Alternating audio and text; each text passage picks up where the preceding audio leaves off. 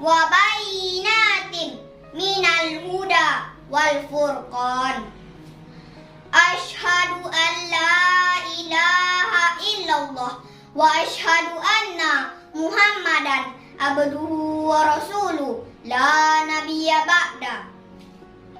Puja dan puji serta rasa syukur di dalam hati, marilah kita persembahkan kehadirat Allah Azza wa Jalla yang telah melimpahkan rahmat dan karunia-Nya, taufik dan hidayahnya, sehingga kita dapat bertemu kembali dengan bulan yang penuh berkah ini, yakni Ramadan.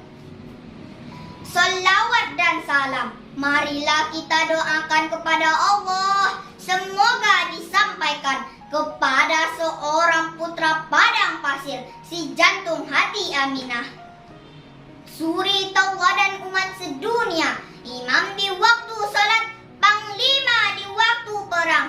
Dialah Rasulullah Muhammad sallallahu alaihi wasallam yang rela meneteskan keringat, bahkan darahnya sendiri, demi berdirinya kalimat tauhid la ilaha illallah di persada bumi ini.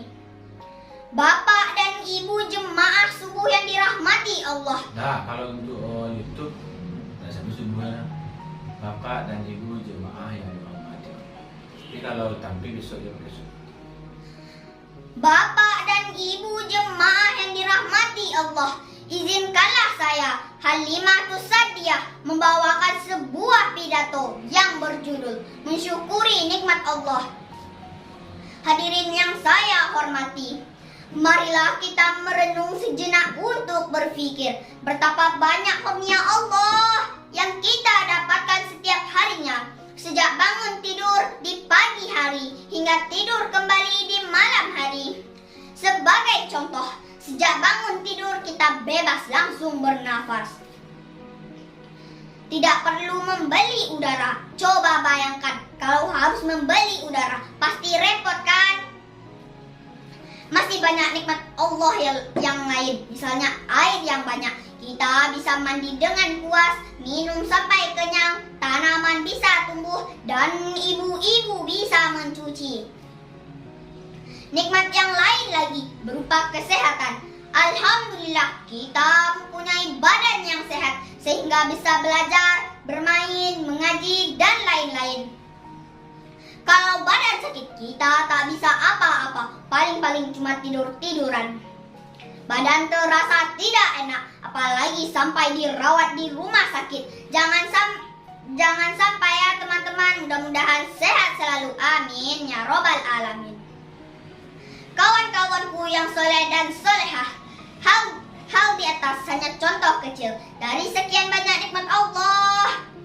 Dalam Al-Quran disebutkan, andai lautan diubah menjadi tinta, niscaya tidak akan cukup untuk menulis semua nikmat Allah itu, karena nikmat Allah betul-betul melimpah.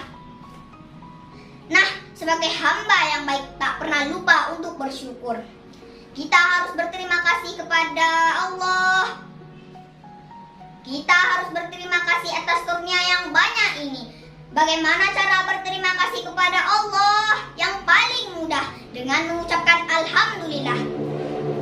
Selain itu, kita juga harus menjaga segala pemberian Allah dan merawatnya dengan baik. Jangan lupa selalu berdoa agar nikmat Allah yang diberikan kepada kita selalu bertambah. Allah berfirman dalam surah Ibrahim ayat 7 yang berbunyi, A'udzubillahi minasyaitonirrajim. Bismillahirrahmanirrahim. La in syakaratum la azidannakum wa la in kafartum inna adzabi lasyadid.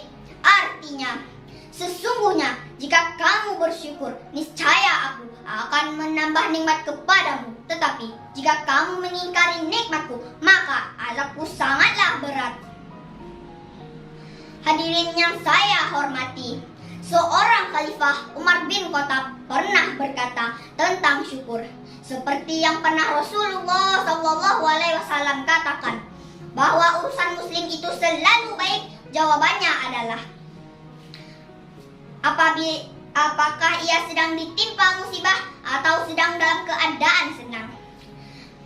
Kemudian, apa yang membuat urusannya selalu baik? Jawabannya adalah, apabila ia ditimpa musibah, ia bersabar. Apabila ia ditimpa kesenangan atau kenikmatan, ia bersyukur.